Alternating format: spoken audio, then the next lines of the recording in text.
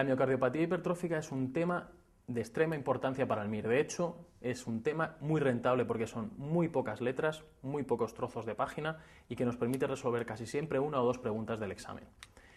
¿Qué cosas debemos saber, que son las que nos preguntan siempre de la miocardiopatía hipertrófica obstructiva? Pensad que solo el 25% de los pacientes con miocardiopatía hipertrófica tienen obstrucción en el gradiente, que hace gradiente en el tracto de salida del ventrículo izquierdo. Cosas que debemos saber para conocer la fisiopatología y lo que ocurre en la miocardiopatía hipertrófica obstructiva son las siguientes. Vamos a dibujar el ventrículo izquierdo con la válvula aórtica y la salida de la aorta y la válvula mitral y la aurícula izquierda. Debemos pensar que el ventrículo izquierdo está mal hecho. Está mal hecho por dos situaciones y vamos a ir viendo por partes qué ocurre en la miocardiopatía hipertrófica obstructiva. La primera es que el tracto de salida, la salida del ventrículo izquierdo hacia la aorta, está al mismo nivel que está el septo interventricular. Y aparte, el plano aórtico está a la misma altura que el plano mitral. ¿Qué es lo que sucede en la hipertrófica? En la hipertrófica tenemos un engrosamiento, una hipertrofia muy importante de las paredes ventriculares y sobre todo ocurre en el septo, en el tabique interventricular. Es la parte que más se engruesa de todos, por eso dice que es una hipertrofia asimétrica. ¿Qué ocurre? Que como el tabique forma parte del tracto de salida, solo en el 25% de estos pacientes este tabique obstruye. ¿Qué es lo que sucede? En la sístole, cuando se empieza a contraer el ventrículo, el septo se engruesa. Al engrosarse, obstruye la salida hacia la aorta. ¿Y qué pasa? Que no se igualan las presiones entre el ventrículo izquierdo y la aorta.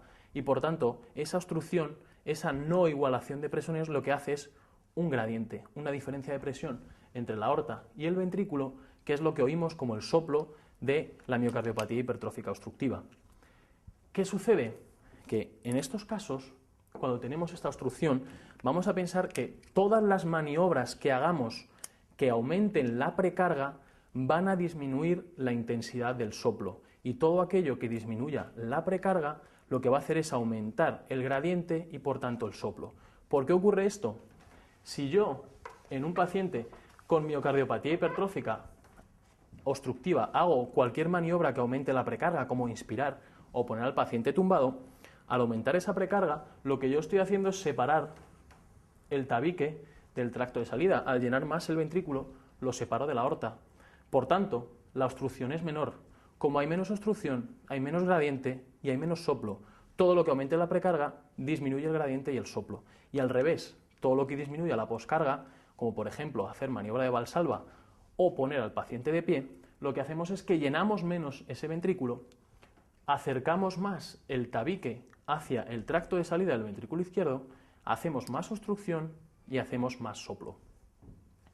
¿Qué más sucede en la miocardiopatía hipertrófica obstructiva?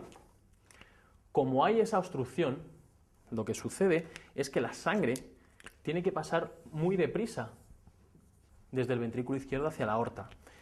Todo flujo que va a gran velocidad por un agujero muy estrecho produce un efecto que debéis conocer que se llama efecto Venturi. El efecto Venturi es un efecto de succión. Cuando pasa el chorro a alta velocidad se produce una succión. ¿Y qué es lo que succiona? Lo que queda más cerca. Lo que queda más cerca, como tenemos el plano aórtico a la misma altura que el plano mitral, succiona el velo anterior de la válvula mitral.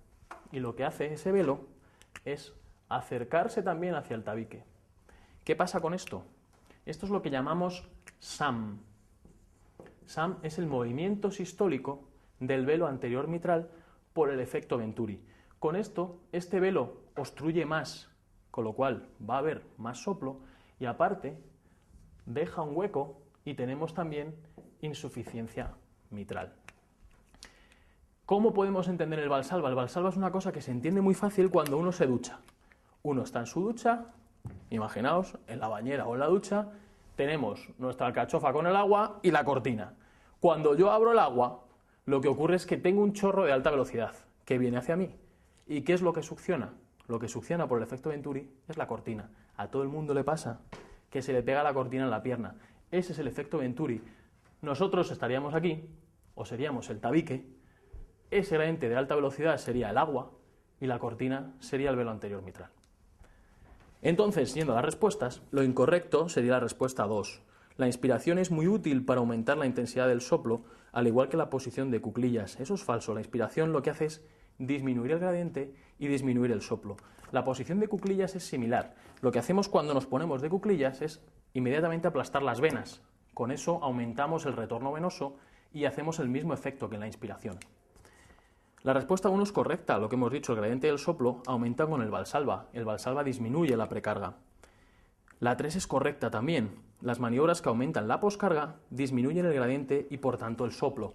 ¿Qué es lo que hacemos? Al aumentar la poscarga, es decir, si aumentamos la presión que hay dentro de la aorta, lo que vamos a hacer es que haya menos diferencia de presión entre el ventrículo y la aorta y por tanto menos gradiente, menos soplo. La 4 es correcta, es lo que hemos explicado. Se puede auscultar un soplo de insuficiencia mitral por el SAM del velo anterior de la válvula mitral.